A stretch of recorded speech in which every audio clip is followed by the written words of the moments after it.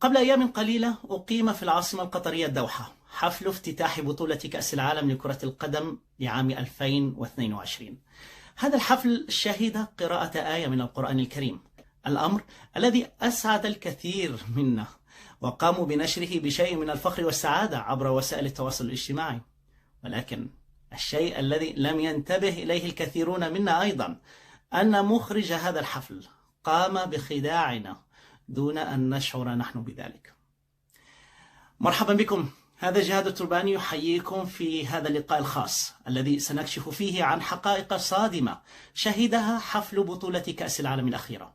ولكن وقبل كل شيء وجب التنبيه أن هذا المقطع ليس جزءا من الحملة على قطر، وأنا على يقين أن معظم القطريين سيصدمون بعد مشاهدة هذا الفيديو. وأما عن السبب الذي دفعني أنا شخصيا لكشف هذا الأمر فسأخبركم به في نهاية المقطع، بعد أن نستعرض معا تفاصيل عملية الخداع الكبيرة التي تعرضنا لها من قبل هذا المخرج. أولا، اختيار مورغان فريمان. من بين كل الممثلين على وجه الكرة الأرضية لم يجد مخرج حفل الافتتاح أحدا لتقديم هذا الحفل الذي يقام لأول مرة على أرض عربية مسلمة سوى الممثل الذي اشتهر بتمثيل وتجسيد دور الله في أفلامه.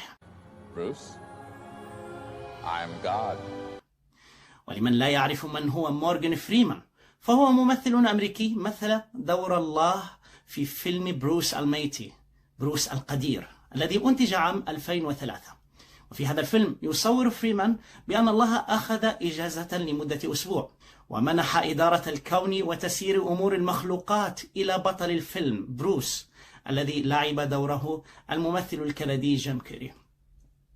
وإذا كنت تعتقد أن هذا الأمر أمر عادي وأنه مجرد تمثيل، فاسأل نفسك سؤالا: هل كنت سترضى أن يقدم حفل الافتتاح الرسام الكاريكاتيري الذي رسم صورة ساخرة عن الرسول صلى الله عليه وسلم؟ لا أعتقد أنك كنت سترضى بذلك، فما بالك بشيء أو بممثل مثل وجسد دور الله عز وجل. وحتى بعيدا عن الأمور الدينية، في مايو من عام 2018 وضمن حملة ميتو العالمية كشفت شبكة CNN الأمريكية اتهام 8 سيدات لمورغان فريمان بأنه تحرش بهن جنسيا. أي جنون دفع هذا المخرج لاختيار هذا الممثل ليظهر في بلد عربي ومسلم مثل قطر لديه احترام كبير للمرأة؟ ناهيك أن هذا الاختيار العجيب قد يعزز نظرة العنصريين عن علاقة العرب والمسلمين بالنساء. أي منطق في هذا الاختيار؟ ولكن النقطة الثانية ستكشف لنا سبب إصرار هذا المخرج لاختيار هذا الممثل بالتحديد. ثانيا، تجسيد لوحة ميكелانجلو.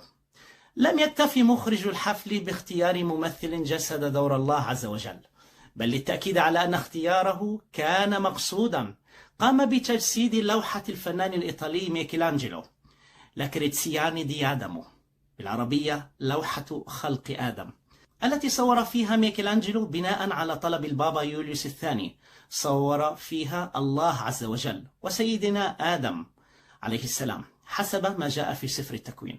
ولا أعلم ما الذي أراده هذا المخرج عندما قرر أن ينقل هذه اللوحة المرسومة على سقف قصر بابا الفاتيكان ليجسدها بشكل حي على أرض عربية مسلمة في جزيرة العرب التي خرج منها رسولنا محمد صلى الله عليه وسلم. ما الهدف من ذلك؟ ما علاقة هذا كله بثقافة قطر، الدولة المسلمة الضاربة في أعماق الجزيرة العربية؟ إيطاليا نفسها موطن ميكелانجلو لم تقم بذلك عندما استضافت كأس العالم عام 1990. ليس ذلك فحسب، بل اختار مخرج الحفل الممثل مورغان فريمان الذي مثل دور الله في أفلامه، اختاره بالتحديد ليجسد صورة الله في اللوحة، تأكيدا أن اختياره لهذا الممثل لم يكن محض صدفة. الكارثة هي أن هذا المخرج قام أيضا باستغلال شاب قطري اسمه غانم المفتاح ليأخذ دور نبي الله آدم عليه السلام الذي مثل في اللوحة بصورة عارية، الشيء المؤسف أن يتم استغلال هذا الشاب القطري في هذه المهزلة، وأستبعد أن يكون على علم بهذه الكارثة التي ورطه بها هذا المخرج. ولكن أيضا ربما كانت هذه التحليلات كلها مبنية على وهم من خيالي أنا. هذه شهادة من موطن ميكелانجيلو نفسه من أكبر صحيفة إيطالية، لا ريبوبليكا، تؤكد أن ما حدث في حفل الافتتاح كان تجسيدا للوحة ميكелانجيلو. وأي فنان مبتدئ وأي طالب في سنة أولى فنون جميلة لا يخفى عليه أن ما حصل كان تجسيدا للوحة ميكелانجيلو. وحتى بعيدا عن الناحية الدينية، فمن ناحية فنية بحتة يحمل هذا التصوير صورة دونية للعرب والمسلمين. اللوحة رسمها ميكелانجيلو يصور فيها ما يعتقد أنه الله يمد إصبعه ليمنح آدم الحياة، وكأن هذا الممثل الأمريكي الغربي الذي صور بصورة مرتفعة جاء ليبث الحياة في هذا الإنسان العربي أسفل منه. بالرغم من أن فريمان كان جالسا على نفس مستوى غانم قبل ذلك بقليل، ولكنه في هذه اللقطة بالتحديد طلب منه المخرج أن يقف ليكون على مستوى أعلى من الشاب العربي. ولولا مخافة أن أطيل عليكم في الشرح لأوضحت لكم من ناحية فنية نقدية هذه النظرة الاستشراقية لحفل الافتتاح الغارقة بالاستشراق. ولكن لمن أراد فهم المزيد بإمكانه قراءة كتاب العبقري الفلسطيني الأمريكي البروفيسور إدوارد سعيد، أورينتاليزم، الاستشراق. ثالثا، الآية القرآنية. في تصرف غريب أصر مخرج الحفل على وضع خلفية موسيقية أثناء قراءة غانم للآية. استمعوا إليها جيدا. لتعارفوا إن أكرمكم عند الله أتقاكم. We were raised to believe. لا أعلم أحدا من علماء المسلمين قديما أو حديثا أو حتى من عامة الشباب المسلم ممن يستمعون للموسيقى يسمح لنفسه بأن يقرأ القرآن على خلفية موسيقية. هل هي استهانة بكلام الله أو بداية لمرحلة جديدة يتم فيها استخدام الموسيقى في القرآن؟ كان يمكن للمخرج بكل بساطة أن يغلق صوت الموسيقى أثناء قراءة القرآن، ولكن يبدو أنه لا يأبه بإهانة مشاعر ملايين المسلمين. والأمر الآخر الذي أثار استغرابي هو قراءة غانم للآية بطريقة أقل من عادية دون تجويد في مثل هذا الحدث العالمي. وقد ظننت في البداية أن هذه هي كل إمكانيات غانم في قراءة القرآن، ولكن صدمت بما وجدته أثناء إعدادي لهذه الحلقة.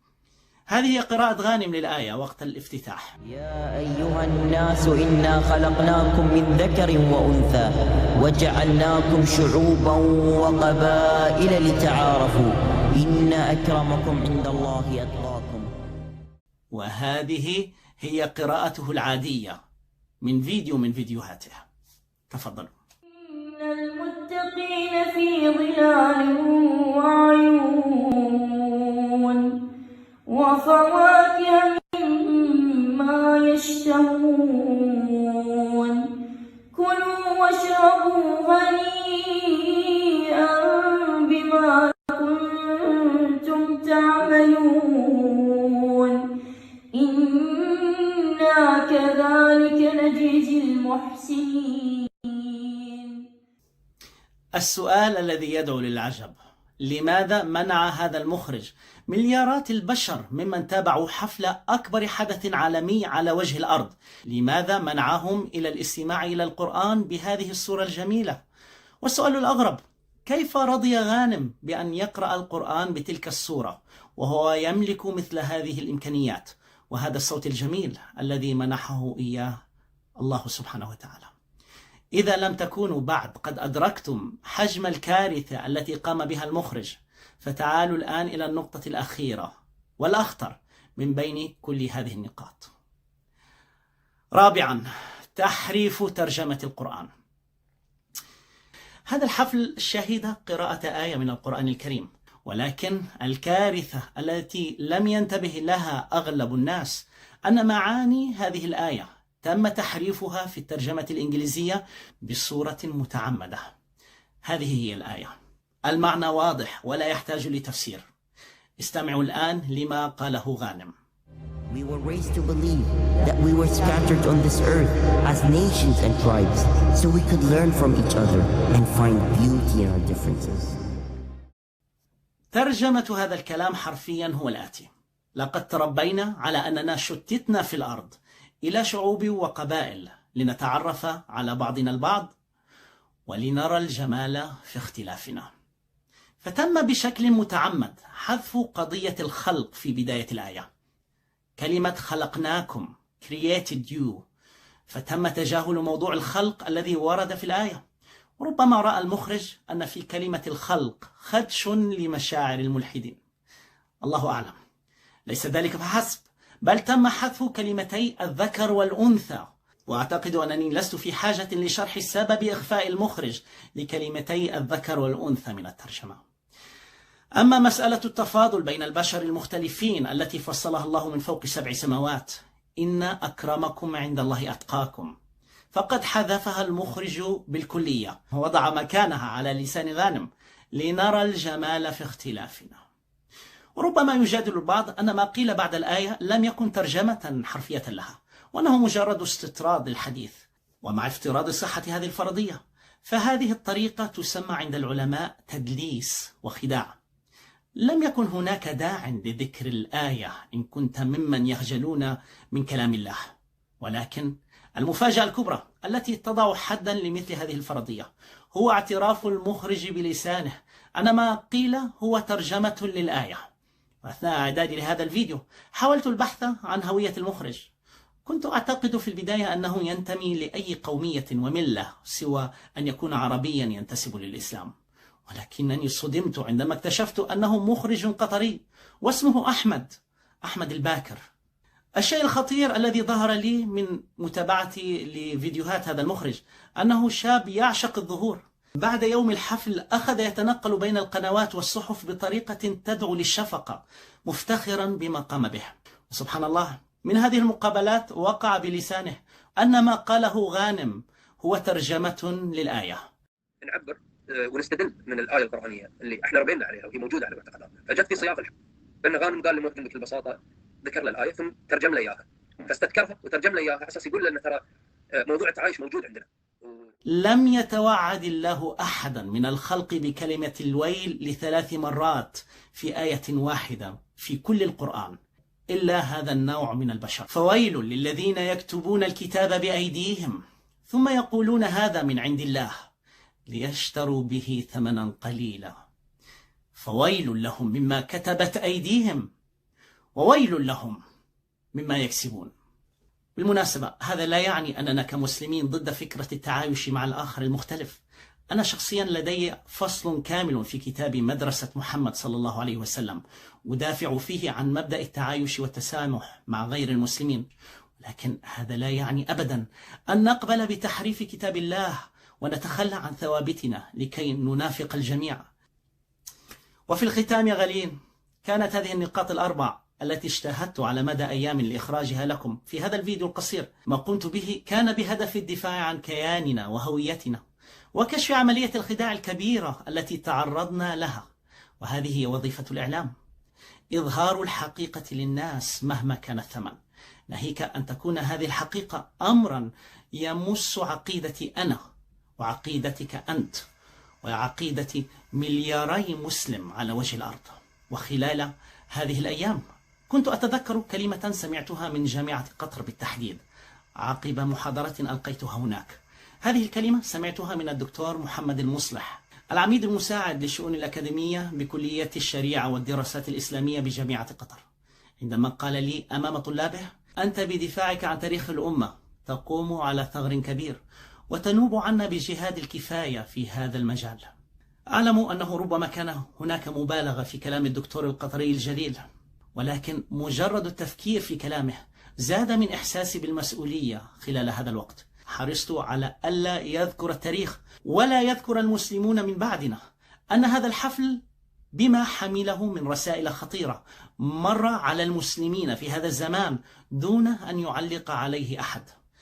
هذا هو الهدف الأساس من هذا العمل، وليس الغرض منه أبدا الطعن بالقطريين الذين أعرفهم جيدا، ومتأكد أنهم لا يرضون على ما فعله هذا المخرج، بل على العكس من ذلك. شخصيا تربطنا علاقة معرفة وصداقة مع كثير من القطريين، وألقيت العديد من المحاضرات والدروس في مدارس ومعاهد وجامعة قطر نفسها التي تشرفت بتكريمها لي.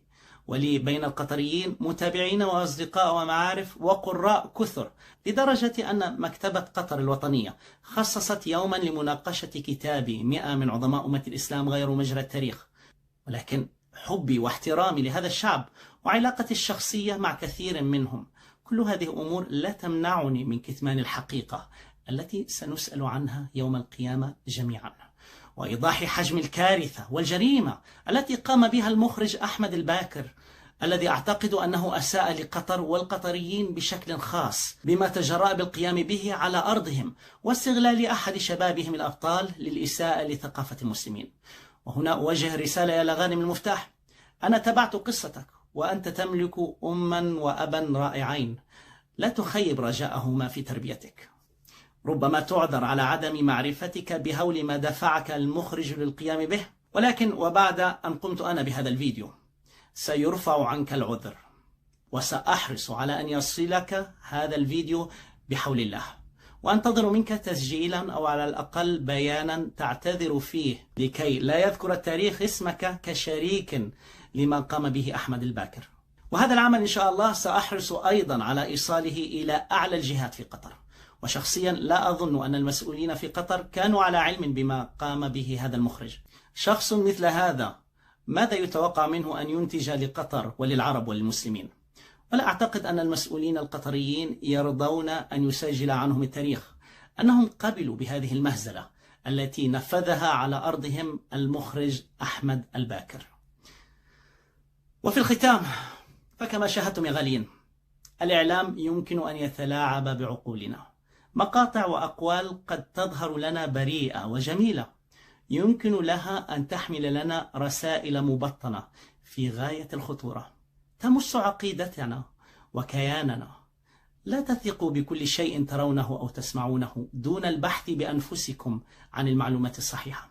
حتى هذا الفيديو الذي أتحدث فيه معكم، لا تسلموا بكل شيء قلته وكأنه حقائق كونية. حاولوا أن تتأكدوا بأنفسكم من كل معلومة وردت فيها. أنا نفسي دائما أنصح قرائي أن يبحثوا في المعلومات التي أكتبها في كتبي. فإذا أردتم أن تعرفوا المزيد عن كيفية تلاعب الإعلام بعقول الناس، أنصحكم بقراءة هذا الكتاب الرائع، ميديا كنترول، السيطرة على الإعلام، للفيلسوف والمفكر الأمريكي نعوم تشومسكي. أرجو أن تسامحوني على الإطالة، وكما وعدتكم سأخبركم بما يستجد في هذا الأمر على حساباتي. سأتشرف بمتابعتكم لي على قناتي في اليوتيوب، وصفحتي على الفيسبوك 100 من عظماء أمة الإسلام غير مجرى التاريخ، وحسابي على تويتر وإنستغرام جهاد الترباني. لا تنسوني من صالح الدعاء. السلام عليكم ورحمة الله وبركاته.